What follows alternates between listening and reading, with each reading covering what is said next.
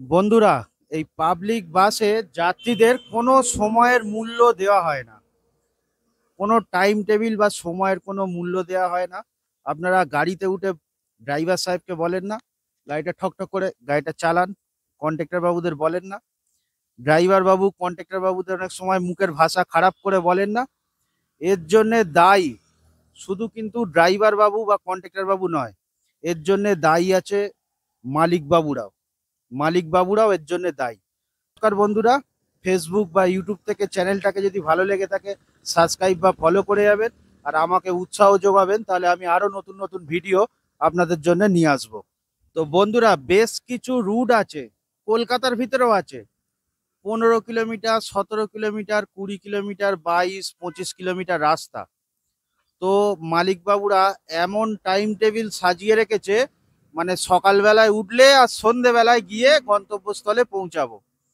তাই তো নন্দকা, নন্দকা আমার ভিডিও করে দিচ্ছে। তো তারপরে গাড়িটা যখন গিয়ে ওই মাথায় পৌঁছাবে, এক প্রান্ত থেকে আরেক প্রান্তে গিয়ে পৌঁছাবে, তো সেখানে যে লেটের কোয়ালিটি এত পুয়ার, মানে এত কম, সেখানে গিয়েও 20 মিনিট লেট। মানুষ হেঁটে আগে পৌঁছে যাবে হচ্ছে ওরা নিজেদের গন্তব্যে, বা সাইকেল আগে চলে যাবে। টোটাল যদি গড় গতিবেগ গাড়ির দেখি, তো এই হচ্ছে পাবলিক বাসের অবস্থা। এর জন্য দুই পক্ষই, ড্রাইভার বাবু, কন্ট্রাক্টর বাবু, মালিক বাবু, সবাই দায়ী আছে। পুরো যে ড্রাইভার বাবু কন্ট্রাক্টর বাবু দায়ী, আপনারা ঠকঠক করে বলবেন যে গাড়িটা জোরে চালান না, সে চালাবে কি করে? তার টাইম টেবিল তো বাঁধা। একটু টানলেই গাড়ি অ্যাডভান্স হয়ে যাবে, একটু টানলেই গন্তব্যে পৌঁছে যাবে আর অ্যাডভান্স হয়ে যাবে। আর যার জন্যে রাজ্যে উবের, র্যাপিডো, টোটো, অটো, সুইগি, জোম্যাটো এরা আসছে, একটা বাজার ধরে নিচ্ছে। পাবলিক বাসের বাজার আস্তে আস্তে কমতে থাকছে।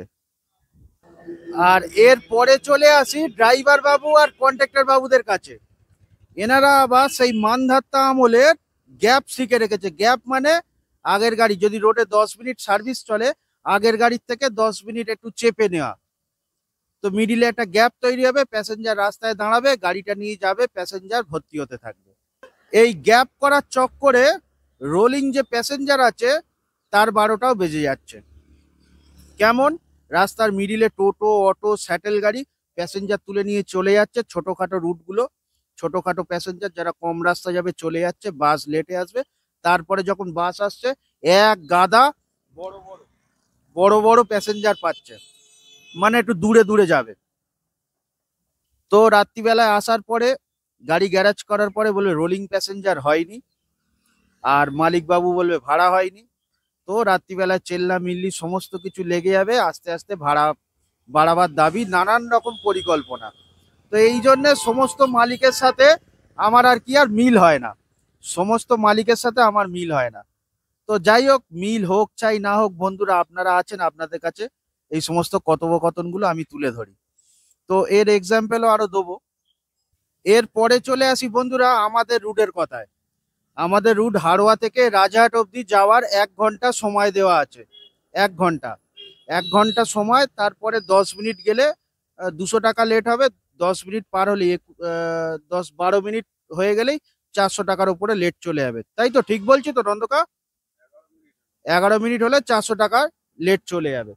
তো 1 ঘন্টা সময় এই কারণেই দেওয়া আছে, রাস্তায় যাতে গাড়িগুলো সুষ্ঠুভাবে চলে, অ্যাক্সিডেন্ট যাতে কম হয়, গাড়িগুলো সাবধানে নিয়ে যাবে। কিন্তু বন্ধুরা, বাস্তবে কি ঘটছে চলুন তাহলে একটুখানি হাড়োয়ায় গিয়ে দেখা যাক।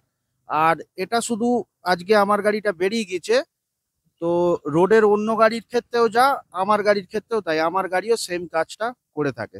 তো চলুন বন্ধুরা একটুখানি হাড়োয়ায় যাওয়া যাক। এখন আমি আর নন্দকাক বাইক নিয়ে চলে যাচ্ছি হাড়োয়াতে। তো হাড়োয়ায় গিয়ে কি পরিস্থিতি দাঁড়ায় চলুন বন্ধুরা দেখা যাক।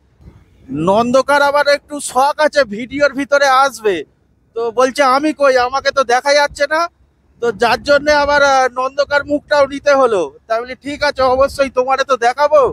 তো তুমি যখন ভিডিও করছো তোমার দেখাবার অবশ্যই দরকার আছে। তো চলুন বন্ধুরা হাড়োয়ার দিকে যাচ্ছি। আর এখন আছে সেই সুন্দর জায়গা জলকর।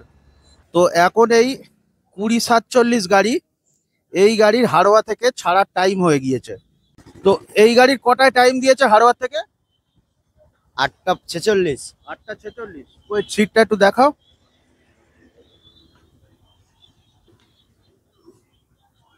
এই যে 8টা 46 টাইম হাড়োয়া থেকে ছাড়ার।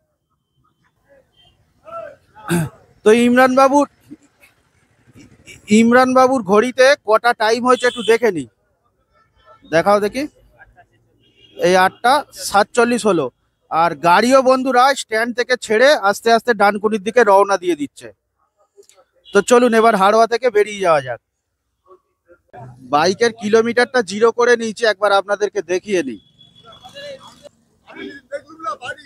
এই যে ডান সাইডে করা আছে একদম 0 তো হাড়োয়া থেকে এবার বেরিয়ে যাব বাইক নিয়ে। তো বন্ধুরা সেই যাচ্ছে আগের গাড়ি, মানে 2047-এর আগের যে গাড়ি, সেই গাড়ি এখনো হাড়োয়া ছেড়ে পুরোপুরি বার হয়নি। তো বন্ধুরা এই গাড়ি বেরিয়ে যাচ্ছে 2047 গাড়ি। এই যে 2047 গাড়ি গেল। আর এখন ঘড়িতে টাইম হয়েছে এই যে 8:59, মানে 9টা বাজে। আর বাইকে কত কিলোমিটার হয়েছে একটুখানি দেখাই, বাইকটা আর কি কত কিলোমিটার চালিয়ে এসছি। তাহলে এর ভেতরে 14 মিনিট আর কি শেষ হয়ে গেল। আর 1 ঘন্টা রাজাহাটের হচ্ছে জার্নি টাইম। আর বাইক চালিয়ে এসছি 2.3 কিলোমিটার। আর এখন আমরা আছি বন্ধুরা সায়ের বাজারে, এই যে পাশেই মন্দির। আর এই যে 2047 গাড়ি চলে এসছে।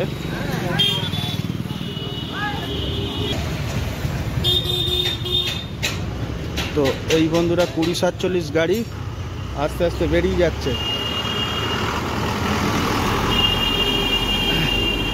আর ঘড়িতে এখন টাইম হয়েছে 9:10। আর এই যে বাইকের কিলোমিটার হচ্ছে 5.5। তো বন্ধুরা হাড়োয়া থেকে বাসটা ছেড়ে 5.5 কিলোমিটার রাস্তা সায়ের বাজার আসতে সময় লেগে গেল 24 মিনিট। তো আমি আমার ড্রাইভার বাবু নন্দকাকে জিজ্ঞাসা করি এই রাস্তাটা আসতে তোমার কত মিনিট সময় লাগে। তো বলে আমি মাঝে সাঝে 28 মিনিটও করে ফেলি, মানে সায়ের বাজার আসতে 5.5 কিলোমিটার রাস্তা 28 মিনিটও খেয়ে ফেলে। তো আমি বললাম নর্মাল এলে কতক্ষণ সময় লাগতে পারে এই রাস্তাটা। তা বললো নর্মাল যদি আসি 10 মিনিট সময় লাগবে। তাহলে কম বেশি এখানে আমার 15 মিনিট টাইম আর কি বাঁচছে। তো বন্ধুরা আমি এই 15 মিনিট এক্সেস সময় দিতে আর কি নারাজ। তো 15 মিনিট সময় যদি কমিয়ে দিই হাড়োয়া থেকে আমার রাজাহাটের টাইম তখন হয়ে যাবে 45 মিনিট।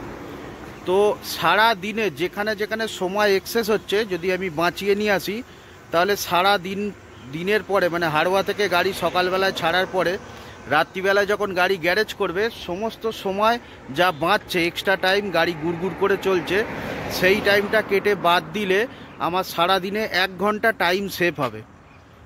1 ঘন্টা টাইম যদি সেভ হয় তাহলে 1 ঘন্টা গাড়ির ইঞ্জিনটা স্টার্ট থাকবে না আর কি। তো এই গাড়িটা হাড়োয়া থেকে নিয়ে আসতে ন্যূনতম 1200 থেকে 1500 আরপিএম লেগেছে। তো 1500 আরপিএম, এই আরপিএমটা যদি কোনো হাই রোডে আমি ধরিয়ে দিই আর যদি টপ গিয়ার লাগিয়ে দিই, যেমন এই গাড়িটা ছিল 5 নম্বর গিয়ার মনে হয় টপ, আমাদের ছোট গাড়ি আর একটা রুডে আছে ও 6 নম্বর গিয়ার পর্যন্ত টপ গিয়ার। তো এই আরপিএমটাই আমি হাই রোডে ধরিয়ে দিলে প্রায় 60-70 স্পিড চলে যাবে। তো সেখানে ড্রাইভার বাবুরা 2 নম্বর 1 নম্বর 3 নম্বরে টেনে নিয়ে আসছে 1200-1500 আরপিএমে 20, 10, 30 এই স্পিড। তো এখানে যে আমার তেলটা বাঁচবে সারাদিনে, তো ভালো টাকার একটা তেল বাঁচবে। 100 টাকা করে পার ডে বাঁচলে মাসে 3000 টাকা, 200 টাকা করে বাঁচলে 6000 টাকা। এবং প্যাসেঞ্জারও আস্তে আস্তে বাড়বে। একটা টোটো হাড়োয়া থেকে প্যাসেঞ্জার 5 কিলোমিটার নিয়ে আসতে যদি 2টো করে বাস ওভারটেক করে, তো আস্তে আস্তে মানুষ বাসের ওপরে ভরসা করবে। র্যাপিডো, টোটো, অটো প্লাস যে সমস্ত আরও অনলাইন সিস্টেমের গাড়ি আছে, সেখানে মানুষ তাড়াতাড়ি যেতে পারে। যখন দেখবে বাস তাড়াতাড়ি যাচ্ছে, তো বাসেও আস্তে আস্তে ভরসা করতে থাকবে। আর এই যে চেপে আসে, এই কাজটা আমার গাড়িও করে। আমার গাড়ি করে না তা না, আজকে আমি তুলে ধরতে পারলাম না, যেহেতু আমার গাড়ির টাইম টেবিল যখন ছিল তখন আসতে পারিনি। তো যার জন্যে যে গাড়িটা সামনে পেয়েছি সেটারও আমি ভিডিওটা করে তুলে ধরেছি আপনাদের কাছে।